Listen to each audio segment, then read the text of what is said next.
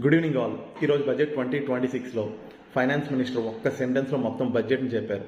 Hour aim is to transform from aspiration to achievement, potential to performance. అంటే నేను ఈరోజు ఒక విత్తనం నాటి ఆ విత్తనం మహావృక్షం కింద ఎదిగి నాకు ఫ్రూట్స్ ఇవ్వాలి అనుకుంటున్నాను.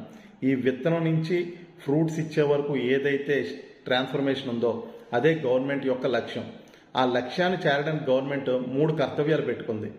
Accelerate and sustain the growth. భారతదేశం అభివృద్ధి చెందాలి, ఆ అభివృద్ధి స్థిరంగా ఉండాలి. దానికోసం వాళ్ళు మెగా పార్క్స్ అనేవి నిర్మించడం జరుగుతుంది. Chemical parks and textile parks లాంటివి డెవలప్ చేయడం ద్వారా చుట్టూ చిన్న చిన్న ఇండస్ట్రీస్ అనేవి డెవలప్ అవుతాయి. వాటితో పాటు వీళ్ళకి సర్వీస్ చేసే సర్వీస్ సెక్టర్ ఇండస్ట్రీస్ కూడా అభివృద్ధి చెందుతాయి. సో అందరికీ అవకాశాలు అనేవి లభిస్తాయి. And also technological upgradation infrastructure entrepreneurs అందరికీ ప్రొవైడ్ చేయడం ద్వారా వాళ్ళ ప్రొడక్షన్ అనేది చాలా కాస్ట్ ఎఫెక్టివ్గా చేయగలరు, మంచి ఎఫిషియెంట్ సర్వీసెస్ అనేవి ప్రొవైడ్ చేయగలరు అని నమ్ముతుంది. అండ్ ఎంఎస్ఎంఈస్కి సపోర్ట్ చేయడం కోసం equity support, liquidity support and professional supports ఇవ్వడానికి ఛాంపియన్ ఎంఎస్ఎంఈ అనే స్కీమ్ని ఇంట్రడ్యూస్ చేసింది గవర్నమెంట్.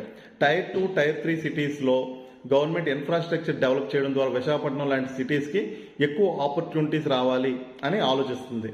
దీని ద్వారా ఫస్ట్ కర్తవ్యం అది ఫుల్ఫిల్ అవ్వగలదు అని నమ్ముతుంది. అలాగే సెకండ్ కర్తవ్యం fulfil aspiration and build capacity. అంటే ప్రతి ఒక్కరూ ఏదైతే అనుకుంటున్నారో ఆ యాస్పిరేషన్స్ నెరవేరాలి, ఆ ఆకాంక్షలు ఏవైతే అనుకుంటున్నారో ఇండియన్స్ అవి నెరవేరాలి. అలా నెరవేరాలి అంటే వాళ్ళకి స్కిల్స్ అనేవి అప్గ్రేడ్ అవ్వాలి, ట్రైనింగ్స్ అనేవి కావాలి. కాబట్టి గవర్నమెంట్ రకరకాల సెక్టర్స్లో ట్రైనింగ్స్ అనేవి ప్రొవైడ్ చేస్తుంది. హెల్త్ సెక్టర్లో మల్టీ స్కిల్ ట్రైనింగ్, ఆయుష్ అనే పేరుతో ఆయుర్వేదాస్ని డెవలప్ చేస్తుంది వరల్డ్ వైడ్గా. ఆరెంజ్ ఎకానమీ అనే స్కీమ్తో యానిమేషన్, విజువల్ ఎఫెక్ట్స్ ఇలాంటి ఏరియాస్లో ట్రైనింగ్స్ అనేవి ప్రొవైడ్ చేస్తుంది. టూరిజం సపోర్ట్స్లో వేరియస్ ట్రైనింగ్స్ చేసి ప్రతి ఒక్క యువతకి అవకాశాలు అనేవి అందేలా చూస్తుంది. సబ్కా సాత్ సబ్కా వికాస్ థర్డ్ యొక్క కర్తవ్యం. ఈ కర్తవ్యంలో ఏం చేస్తుంది, ప్రతి ఒక్కరిని కవర్ చేస్తూ ప్రతి ఏరియాని కవర్ చేసుకుంటూ స్కీమ్స్ అనేవి డెవలప్ చేశారు.